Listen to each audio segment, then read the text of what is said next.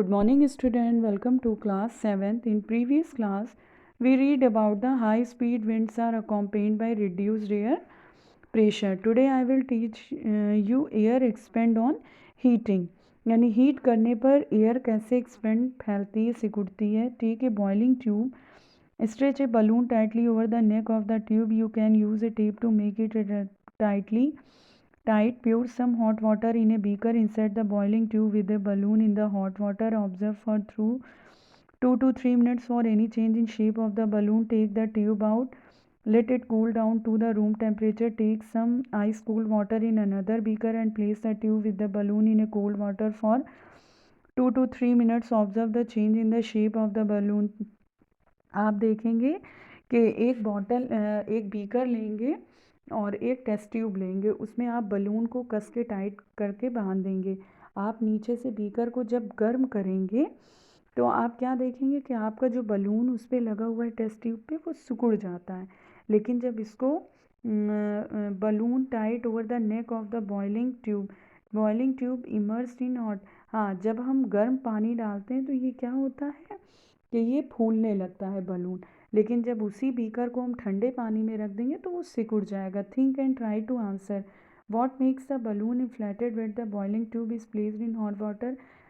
क्यों balloon inflated फैलना शुरू करता है जब उसको हम गर्म पानी देते हैं. Why is the same balloon deflated when the tube is kept in cold water. और क्यों सिकुड़ जाता है जब हम इसको ठंडे पानी में रख देते हैं. Can we infer from the first observation there that air expand on heating.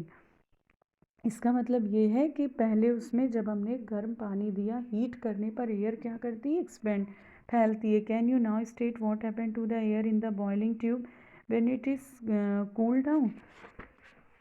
The next activity is very interesting. This will make you understand more about hot air. दूसरी एक्टिविटी देखेंगे.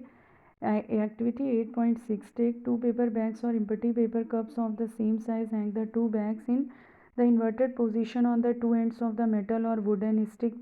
Tie a piece of thread in the middle of the stick. Hold the stick by the thread as in a balance. Put a burning candle below one of the bag as shown in the figure. Observe what happened. Why is the balance of the bag disturbed. हम एक छड़ लेंगे, उसमें 2 balloon को धागे से बांध देंगे. उसको क्या बोलते हैं, इम्पटी एक पेपर होता है, कप्स होती है सेम साइज़ के, उनको हम बांध देते हैं.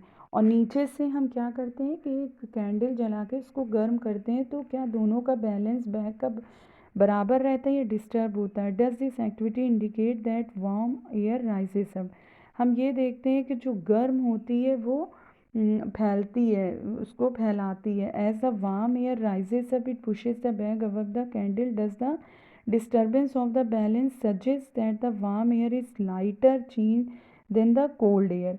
हम ये देखते हैं जो गर्म हवा होती है वो बहुत लाइट होती है कोल्ड हवा से. Can you now explain why smoke always rises up.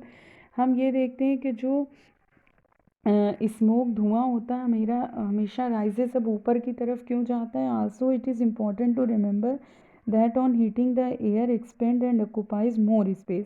हम देखते हैं कि जब हम किसी भी एयर को हीट करते हैं तो वो फैलती है और काफ़ी जगह लेती है. When the same thing occupies more space it becomes lighter.